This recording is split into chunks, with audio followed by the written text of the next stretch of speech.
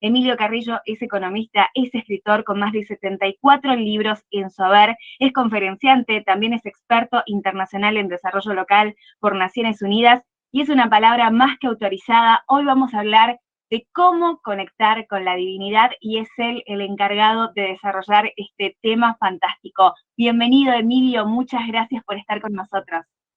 El agradecimiento, Cecilia, es mío, es un agradecimiento personal a ti, agradecimiento a Lucaria, y es todo un placer compartir, y además sobre un tema tan intenso y tan profundo como el que has planteado. Bien, Emilio, ¿por qué es un tema intenso?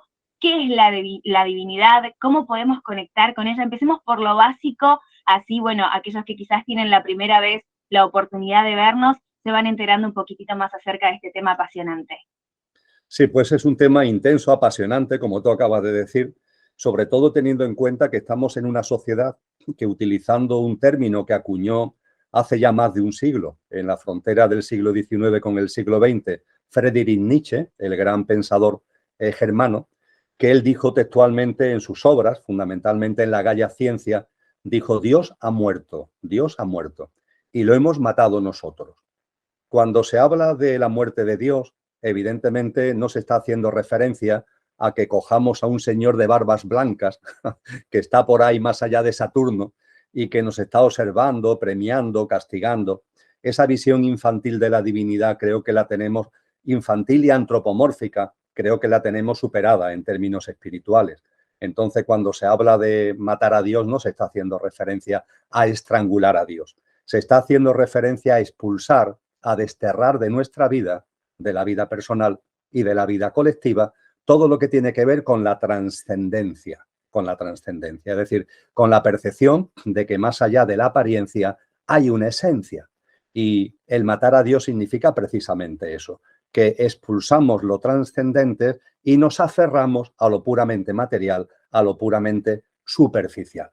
Cuando hacemos referencia a la divinidad, y más y además cuando planteamos la divinidad con una íntima conexión con nosotros mismos, no estamos matando a Dios, todo lo contrario, estamos poniendo a esa divinidad, a esa trascendencia en el centro. Así que la primera clave, quizás, Cecilia, que comparto contigo y con todos vosotros y vosotras, todas las personas que os siguen, es eso, esa reflexión que creo que es importante sobre matar a Dios. Aquí vamos a hablar de algo que va por unos derroteros distintos que no son precisamente el matar a Dios. La segunda apreciación también así, a modo de mensaje muy telegráfico, es que el convencimiento de la divinidad y de la presencia en nosotros de la divinidad está fundamentada en una hipótesis, vamos a llamarla así, hipótesis, no es algo que tengamos que creer, es una hipótesis que se somete a nuestra consideración desde tiempos inmemoriales por muchos sabios y sabias y por todas las tradiciones espirituales. Estas tradiciones espirituales, estos sabios y sabias, nos han venido a decir más o menos, Cecilia, lo siguiente: existe algo que no tiene nombre, es innombrable. De hecho, en la tradición oriental no se le llama Dios, se le llama aquello, porque no se le puede dar nombre, escapa de conceptos intelectuales, de ideas mentales, y aquello que no tiene origen, porque siempre es, siempre ha existido, siempre será, aquello que no tiene origen es origen de todo lo originado. Aquello que no tiene origen es origen de todo lo originado. Tiene que ver con lo que Aristóteles llamó la causa primera. No tiene causa porque siempre es y es causa de todo lo que existe. Aquello que no tiene origen es origen de todo lo originado. Hay, por cierto, un poema muy bello de San Juan de la Cruz que, en plena experiencia mística, en un poema que tiene como título «Qué bien sé yo de la fonte que emana y corre», nos dice este gran santo abulense y este gran místico, sobre todo gran místico, nos dice: su origen no lo sé, pues no le tiene, más bien sé que es el origen de todo lo que lo tiene. Su origen no lo sé, pues no le tiene, más bien sé que es el origen de todo lo que lo tiene.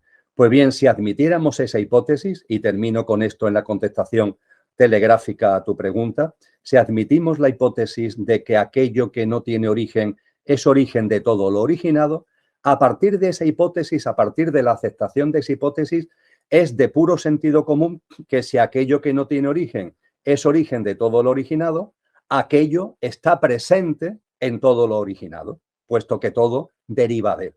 Con lo que si aquello en la tradición occidental lo llamamos Dios, si en lugar de aquello hablamos de Dios, si como hipótesis admitimos que existe Dios siendo que no tiene origen, ni principio ni fin, como dicen los cristianos, el alfa y la omega, ¿no? Sin principio ni fin. Si existe Dios y Dios es origen de todo lo originado, inevitablemente Dios está inmanente, sería el término en castellano, Dios está inmanente, está presente en todo lo originado y por tanto en ti y por tanto en mí. Y es a esto a lo que nos llevan las reflexiones de esos sabios y sabias, de esas tradiciones espirituales, no solamente a considerar la hipótesis de que Dios exista, sino que admitida esa hipótesis y de que todo deviene de él, esa divinidad tiene que estar presente en ti y en mí, que yo creo que es lo realmente importante. Lo otro es una hipótesis, es una reflexión, podemos percibirlo de una forma, podemos percibirlo de otra. Es un tema que yo creo que tiene la suficiente entidad como para que forme parte de nuestras reflexiones vitales y admitiendo la hipótesis de que exista, evidentemente, por sentido común, matemáticas pura, diríamos, esa presencia de la divinidad está en ti y está en mí. Bien, qué lindo saberlo, ¿no? Y está en nosotros y en todos. ¿Y cómo conectamos, Emilio, justamente nosotros con nuestra divinidad y con la de los otros también? Sin duda ninguna, se trata de una práctica de vida. Es decir, la conexión con esa divinidad que atesoramos no es algo mental, no es una decisión mental. Quiero conectar. No, esto no es como el que enchufa algo en un enchufe. Quiero enchufarlo. No, esto no es así. No es algo que yo en mi mente diga, pues quiero y ya se produce. No. Esto conlleva, esto implica una práctica de vida. Una práctica de vida que en terminología, por ejemplo, de la ciencia del yoga, es una práctica de vida de autotransformación, Una autotransformación de modo y manera que cada vez nuestros parámetros vitales, nuestros comportamientos, nuestras conductas, nuestras pautas son más coherentes con esa alta vibración que es propia de esa divinidad y a partir de ahí, poco a poco, nos vamos autotransformando hasta llegar a ese momento culminante que forma parte del proceso, diríamos que es la gota última que llena el vaso de ese proceso, que es lo que en términos orientales se llama la iluminación, que es cuando ya la divinidad se hace presente en nosotros plenamente y nuestra vida se transforma en unas acciones, en unos comportamientos y en unas conductas donde esa divinidad está presente de forma completa. En términos occidentales, si nos vamos al cristianismo, esto mismo que he comentado en términos orientales, en el ámbito cristiano es lo que Jesús de Nazaret denomina nacer de nuevo, nacer de nuevo. Hay un pasaje precioso en el Evangelio de San Juan donde Jesús mantiene una conversación con un rabí judío llamado Nicodemo y le dice, Nicodemo, hay que nacer de nuevo, hay que nacer de nuevo. Y Nicodemo le pregunta, y creo que es una pregunta que nos podemos hacer mucho, y maestro, porque este rabí judío consideraba a Cristo Jesús su maestro. Maestro, ¿cómo puedo volver al vientre de mi madre? Claro, nacer de nuevo, ¿cómo vuelvo otra vez al vientre de mi madre? Y Jesús, de una forma condescendiente, le dice, Nicodemo, tú eres un rabí judío y no entiendes lo que te estoy diciendo, no entiendes de lo que te estoy hablando. Nicodemo, te insisto, hay que nacer de nuevo, del agua y del espíritu. Este nacimiento de nuevo, Cecilia, ¿qué es lo que significa? Significa una práctica de vida en la que morimos, fíjate, morimos en vida a una forma de vivir aferrada a nuestro pequeño yo. Es decir, nuestro pequeño yo, ¿qué es? Nuestro pequeño yo es lo efímero, lo pasajero que hay en nosotros. Porque, claro, la esencia divina que tenemos es imperecedera, con el nombre que cada uno le quiera dar a esa esencia divina. Ahí los cristianos lo llaman la dimensión álmico y espiritual, la presencia divina como tal es el espíritu, dice el cristianismo el Espíritu Santo, el espíritu, la presencia divina, que siendo una está en cada uno, pero se le puede llamar de muchas formas. Los filósofos griegos lo llamaron neuma. En la ciencia del yoga y en el hinduismo se le llama atma. Hay muchas personas que hablan actualmente de luz, que hablan de consciencia. La denominación es lo de menos. Lo importante es darte cuenta de que ahí hay algo en ti que es imperecedero. Y morir antes, lo primero que hay que hacer es morir a una forma de vida donde tu vida está centrada y basada en el pequeño yo, en lo efímero que hay en ti, en nuestro yo físico, emocional y mental y la personalidad que a ello va asociada. Y vivimos aferrados, identificados con ese pequeño yo. Es lo que le pasa actualmente a muchísima gente que además se olvidan de cualquier aspecto trascendente de la vida y están ahí con sus pequeñas cosas, con sus entretenimientos, distracciones, con sus problemas domésticos y poco a poco se van los días, se van las semanas y se van los años y no somos capaces de vivir de otra manera. Y ahí llega Cristo Jesús y nos dice, muere esa forma de vida y resucita en vida y el nacer de nuevo significa una nueva forma de vida que no tenga la base en tu pequeño yo, sino en lo imperecedero que hay en ti, con los atributos y las cualidades que eso conlleva.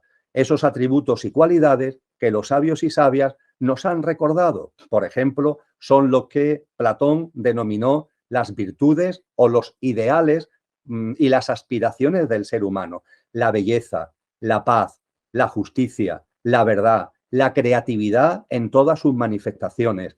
El ser, como diría ese poeta paisano mío, ese gran poeta llamado Antonio Machado, él decía, ser un buen hombre o una buena mujer, en el sentido amplio, ¿no? En el sentido amplio del término. De eso se trata, de vivir de una forma que yo diría también, Cecilia, que es más humana, más fraternal, más compasiva, más tolerante, más empática. No ir por la vida intentando siempre ir deprisa, corriendo, sin saber muy bien hacia dónde corremos tanto, ¿no? Intentando alcanzar siempre cosas que están fuera, cuando realmente los grandes sabios nos han dicho que esa felicidad que todos buscamos, esa paz, se encuentra dentro, ¿no? En la medida en que vamos naciendo de nuevo, todo ello se va haciendo presente. Y finalmente, y concluyo, este precioso recorrido que es presencia de lo que somos y práctica de vida, en la medida en que tú lo consideres oportuno, podemos entrar en algunos consejos prácticos, valga la redundancia, para esas prácticas de vida, pero este camino del nacer de nuevo finalmente ¿a dónde nos lleva? Pues vuelvo a San Juan de la Cruz, que en su cántico espiritual, en una estrofa de 4 líneas, lo resume de una forma divina, que adaptado al momento actual, podríamos decir que nacer de nuevo, vivir en coherencia con esa divinidad que atesoramos, significa vivir la vida 1000 gracias derramando, 1000 gracias derramando. Pasamos por estos sotos con soltura y yéndolos mirando con sola nuestra figura, vestidos los dejamos de hermosura. Esa hermosura, de esa alta vibración de nuestro verdadero ser y esa hermosura que los grandes hombres y las grandes mujeres que han nacido de nuevo, que han vivido en coherencia con lo que somos, nos han mostrado prácticamente. Y el listado de esas mujeres y hombres no es muy largo, pero es lo suficientemente extenso e intenso como para aprender de ello y como para tener en ello un buen ejemplo. ¡Wow, Emilio! Magistral, y eso que recién estamos empezando. Quiero que me cuentes, sí, algunas prácticas, algunos tips, algunos consejos justamente para ir renaciendo de nuevo en vida. Bien, lo más importante lo comparto desde el punto de vista de lo que he aprendido de los maestros. Y también lo he tamizado, lo he pasado por mi experiencia práctica. Es decir, que hablo de lo que he aprendido en la teoría, pero también de lo que he podido experimentar en mi propia práctica de vida. En cuanto que esto hace ya muchos años que supone la estrella polar, que supone el pilar fundamental de mi vida. A partir de ahí, dice Jesús de Nazaret, el vino nuevo necesita odres nuevos. En el ámbito oriental se nos pone el ejemplo de una taza. Dice, si tú quieres echar un té en una taza para disfrutar de ese té, antes esa taza tiene que estar vacía. Si la taza está llena, el té que eche va a rebosar y por tanto no lo vas a disfrutar. Bien, estos mensajes de Cristo Jesús, este pequeño cuento de la taza que viene fundamentalmente de la tradición budista, ¿qué es lo que nos está diciendo? Algo muy importante, Cecilia. Para que se haga presente lo que somos, lo primero e imprescindible es vaciar nuestra vida de lo que no somos. Esos son los odres nuevos. Eso es vaciar la taza. Podríamos decir, para que se entienda mejor, de una manera metafórica, que si tenemos la casa de nuestra vida llenas de mueble, todo lleno de mueble, de nuestro pequeño yo, de nuestros comportamientos egoicos, egocéntricos, materialistas, vamos a llamarla así, pequeñitos, ¿no? Una forma muy pequeña, ¿no? Muy mediocre de ver la vida. Si tenemos toda nuestra casa vital llena de esos muebles, lo que somos no puede hacerse presente porque le falta espacio, no tiene espacio. Con lo que corresponde hacer es sacar muebles, Vamos a sacar muebles de nuestra casa vital y entonces, sin forzarlo, de manera natural, lo que somos se hace presente. Fíjate qué sencillo. No se trata de hacer nada especial. Lo que tienes es que sacar muebles. Muebles, vuelvo a decir, de nuestro pequeño yo. Y a partir de ahí, de forma natural, ese espacio que queda libre se llena de lo que somos. Más sencillo no puede ser. A partir de ahí nos puede quedar la duda, bueno, vale, pero ¿esos muebles qué son?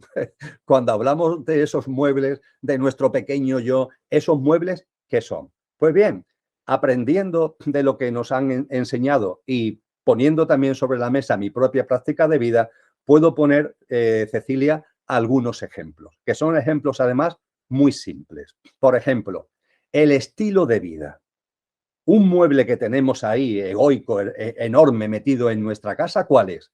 El vivir con un estilo de vida donde prima el culto a la velocidad.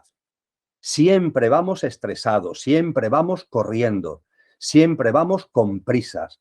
Un ritmo de vida que no es humano, un ritmo de vida que nos aparta de la naturaleza, un ritmo de vida que sí, que es el que impone esta sociedad, pero que nosotros tenemos que saber decir, oye, hasta aquí he llegado. Comprendo que mis obligaciones laborales, que mis obligaciones familiares me imponen un ritmo de vida, pero yo voy a coger el mando del coche y voy a intentar, en la medida de lo posible, reducir esa velocidad. Es decir, diríamos que una forma de sacar un mueble importante de nuestro espacio vital, que es un estilo de vida que nos impide, que nos dificulta ser lo que somos, vivir en coherencia con lo que somos, es reducir el ritmo, reducir la velocidad, reducir el estrés, un ritmo de vida más sosegado, un ritmo de vida más tranquilo, un ritmo de vida más sencillo. Y siempre hay margen de maniobra. Y esto es importante para esto y para otras cosas que compartiré ahora. El hecho de que siempre hay maniobra. En el ámbito del continente americano hay multitud de tradiciones espirituales espectaculares. Ahora se me viene a la cabeza, conforme voy hablando, la tradición tolteca. La tradición tolteca, hay un chamán tolteca todavía vivo, ahora su hijo, que se llama igual, ha cogido el testigo, pero al que me refiero ya es una persona mayor que está todavía viva. Seguro que muchas de las personas que siguen Luminaria lo conocen, que tiene como nombre Miguel Ruiz. Y Miguel Ruiz escribió un libro hace ya muchos años que tiene como título Los Cuatro Acuerdos. Los Cuatro Acuerdos son prácticas de vida que también van dirigidos a lo mismo que aquí estamos hablando. Y uno de los cuatro acuerdos es enormemente importante para este tema de disminuir el ritmo de vida, una vida más sencilla, y para todo lo demás que comentaremos de vaciar, quitar muebles de nuestro espacio vital. Dice Miguel Ruiz, haz siempre lo máximo que puedas. Haz siempre lo máximo que puedas. Fíjate, Cecilia, haz siempre lo máximo que puedas. No lo máximo, sino lo máximo que puedas. Reducir el ritmo de vida, un ritmo de vida más sosegado y más sencillo. Y hay personas que dicen, imposible. el trabajo, la familia, mi dinámica de vida, bueno, imposible si te propones bajar del 10 al 0. Oye, pero ¿y bajar del 10 al 9? En lugar de ir a 200 por hora, ¿por qué no vas a 180? El ego, nuestro pequeño yo, es muy curioso porque cuando no puede alcanzar el todo, ya no hace nada. Hombre, vamos a ver, entre la nada y el todo, entre el 0 y el 10, hay un margen muy importante. Oye, que no puedes llegar al 10, pues quédate en el 7, que no puedes hacer el 5, pero haz el 4. Si puedes hacer el 4, haz el 4, ¿no? Entonces, cuando hablamos de reducir, sosegar, hacer más sencillo nuestro ritmo de vida, siempre, siempre hay margen. Yo hubo una época en mi vida, Cecilia, en la que estaba metido en 1000 líos. Actividad política, docencia universitaria, para un lado y para otro, muchos viajes. Y hubo un momento en el que esto lo empecé a sentir.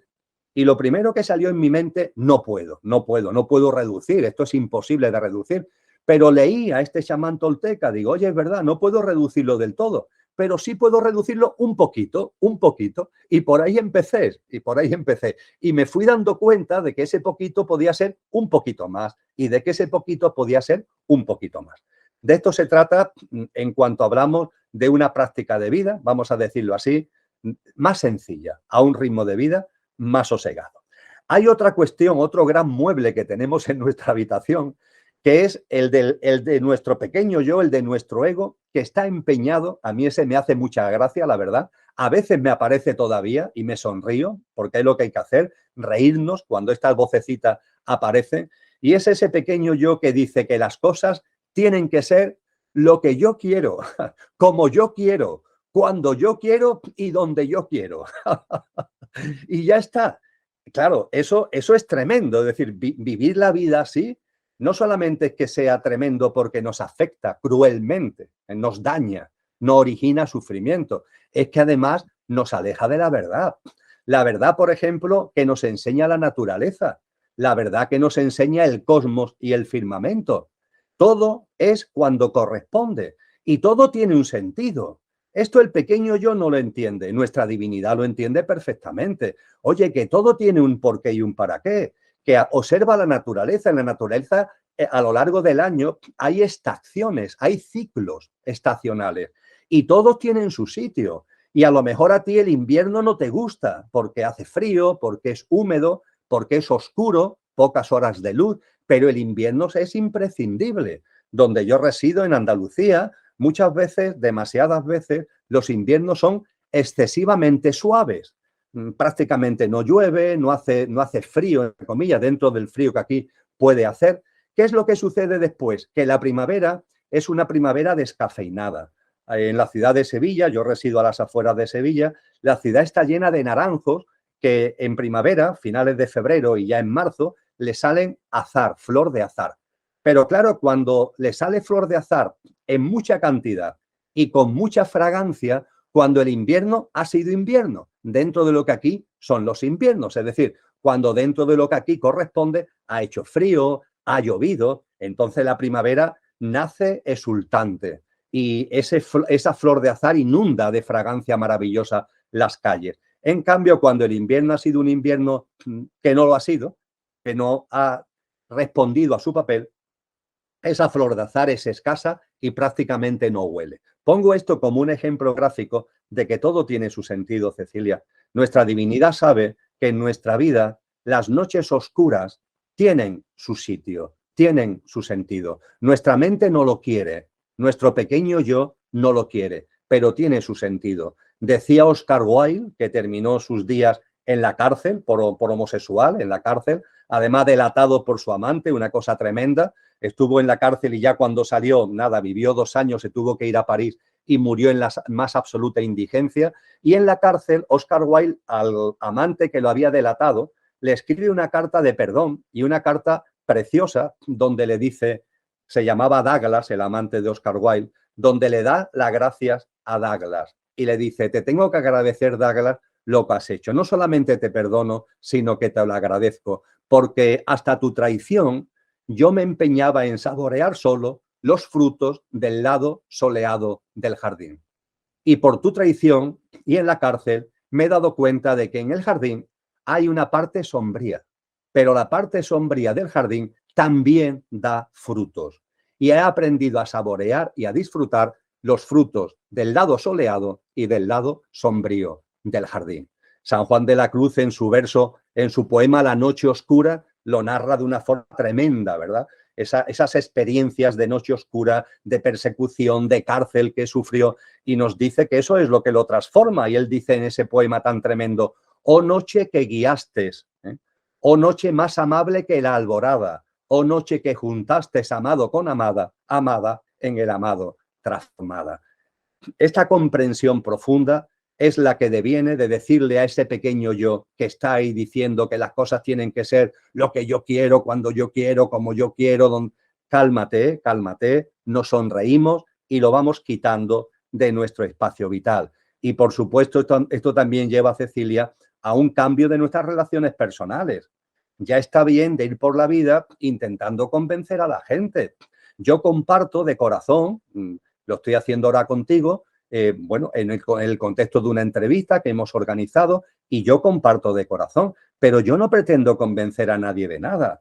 Los sabios siempre han hablado de hipótesis para la consideración. Oye, yo esto te lo someto, yo lo veo así y lo someto a tu consideración. Tú ahora pásalo por el tamiz de tu sentido común, de tu discernimiento, pero no queramos convencer a nadie de nada. El pequeño yo, desde el querer tener razón de que las cosas tienen que ser lo que yo digo, pues va por ahí peleándose con la gente, enfrentándose con la gente, enfadándose cuando alguien no piensa las cosas como tú las piensas. Oye, que la diferencia de criterio es un enriquecimiento para el ser humano. Yo de verdad agradezco de corazón encontrarme con personas que me dicen: mira, Emilio, pues yo esto no lo veo así, yo lo veo de otra manera. Oye, pues yo le agradezco a esa persona que me ofrezca una perspectiva distinta, que yo, con el ego fuera, ¿qué voy a hacer? Pues no me enfado, sino que lo reflexiono, y esta persona puede ser que me ayude a ver una perspectiva que a mí se me estaba escapando de las cosas o de la situación concreta.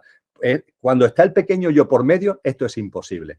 Cuando al pequeño yo lo vamos quitando de en medio, la presencia de lo que somos nos lleva precisamente por esta comprensión de que todo tiene un sentido, de que todo tiene su porqué y su para qué.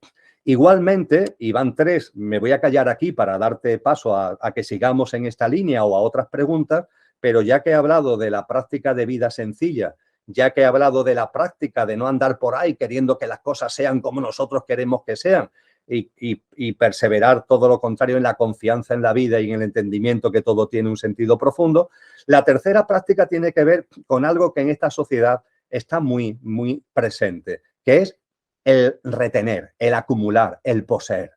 Todo lo que es tener, retener, poseer, acumular. Bien, vamos a reflexionar sobre esto. ¿Por qué esta sociedad y por qué cada uno de nosotros tiene tanta ansia de tener, de retener, de poseer propiedades, dinero en el banco, etcétera, etcétera, etcétera? Hombre, podemos decir, oye, es que estamos en una sociedad donde el dinero, donde las propiedades juegan su papel. Bueno, vale, permíteme la broma. Vamos a admitir pulpo como animal de compañía, ¿vale? Admitamos pulpo como animal de compañía. Vamos a suponer que efectivamente en la sociedad en la que estamos un mínimo de propiedad, un mínimo de dinero es necesario por el tipo de sociedad en el que estamos. Bueno, vale, pero ¿hasta dónde? ¿Hasta dónde? Porque yo lo que he conocido, Cecilia, a personas que me dicen, yo necesito tener un colchón, vamos a llamarlo así, un colchón en propiedad, en dinero, de 10. Y cuando tengas el colchón de 10, ya estoy tranquilo. Mentira.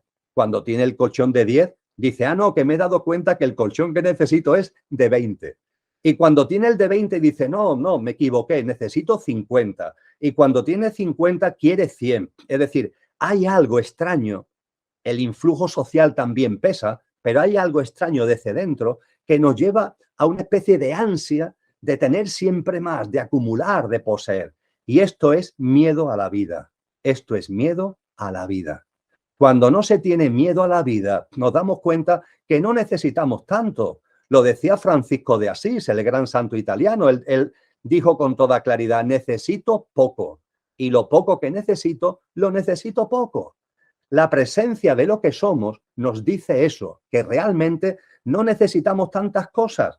se atribuye a Sócrates una experiencia, una anécdota muy divertida, Cecilia, que es que Sócrates, el gran sabio griego, que no dejó escrito nada, todo lo que sabemos es por personajes como Platón que escribieron sobre él. Sócrates era una persona muy austera, llevaba una vida muy sencilla y desde luego esto de retener y acumular no iba con él en absoluto. Pero sin embargo le gustaba ir mucho, con mucha frecuencia, al mercado de Atenas, que hace 2500 años era un emporio comercial inmenso del Mediterráneo, y a él le encantaba ir al mercado de Atenas. Y los amigos que conocían que era una persona enormemente austera le preguntaban, pero Sócrates, si tú eres la austeridad personificada, ¿por qué te gusta ir tanto al mercado? Y Sócrates contestaba, pues efectivamente, me gusta ir al mercado y me gusta ir al mercado para darme cuenta de la cantidad de cosas que no necesito, de la cantidad de cosas que no necesito. Cuando dejamos de ir por la vida, voy a utilizar un término muy coloquial, pero creo que se entiende, estreñidos. El pequeño yo nos lleva por la vida estreñidos, reteniendo, acumulando, poseyendo. Vamos a soltar, vamos a soltar. Podemos admitir el pulpo animal de compañía que un poquito es necesario, vale, pero tanto y más, esta dinámica que además lo que entroniza como el nuevo Dios, como se ha matado a Dios, el nuevo Dios ¿qué es? El dinero, ¿no? Y todo va dirigido a lo mismo. Eso de verdad, hemos conocido a alguien que el dinero de verdad le haya dado la felicidad. Hay una frase de Cristo Jesús que incluso a los sacerdotes católicos le cuesta mucho trabajo interpretar, que dice, al que tiene, se le dará. Y al que no tiene, hasta lo poco que tiene, le será quitado. Es un mensaje que así aparentemente parece poco cristiano, ¿verdad? Al que tiene se le da y al que no tiene, hasta lo poco que tiene, le será quitado. ¿Qué está diciendo con esta expresión Jesús de Nazaret? Es fácil de entender. Una persona que confía en la vida, una persona que no va retenida, una persona no va estreñida por la vida, una persona que confiando en la vida sabe que la vida es abundancia, sabe que todo tiene su sentido profundo y su porqué y su para qué, que confía en la vida y en la dinámica vital, que incluso sabe que las noches oscuras le van a aportar cosas, que cuando una puerta se cierra es para que después se abra otra puerta, que abrirá otra puerta, que abrirá otra puerta. Cuando vamos viviendo así, vivimos en la abundancia, Cecilia. Tenemos. Y como tenemos, la vida nos da más. Porque en esa dinámica de vida, la vida nos da más, porque aprendemos a compartir y el que comparte siempre recibe más de lo que ha dado. Entramos en una dinámica distinta. El que tiene, porque confía en la vida y vive en la abundancia, se le da más. Y al que no tiene, hasta lo poco que tiene le será quitado. Eso del que no tiene, ¿qué significa? El que lo que tiene son números en el banco. Sí, tengo no sé cuánto dinero en el banco, pero por favor, ¿tú no te has enterado ya de que las mortajas no tienen bolsillo? Eso que tú llamas que tienes mucho no es nada. Y siendo nada, casi nada, hasta eso te va a ser quitado. Porque ¿de qué te van a servir cuando llegue ese momento de desencarnar esas cuentas corrientes? Lo que te va a servir es tu experiencia vital, es lo que tú hayas sembrado en esta vida, que es lo que va a cosechar tu dimensión espiritual en su crecimiento, en su engrandecimiento, en su mayor presencia. Entonces, cuando hablamos, por tanto, y termino, cuando hablamos de la práctica de vida que haga presente lo que somos, el primer elemento a tener en cuenta es que es imprescindible quitar muebles de lo que no somos realmente, quitar muebles del pequeño yo, porque ocupan todo el espacio. Y he puesto 3 ejemplos. Una vida sencilla, he puesto el ejemplo de una vida de confianza en la vida, que no esté permanentemente ahí queriendo que las cosas sean lo que nuestro pequeño yo quieren que sean, y después esta práctica de vida importante que se basa mucho más en el necesito poco, y lo poco que necesito lo necesito poco, que en la dinámica de vida absurda que esta sociedad consumista nos ha metido.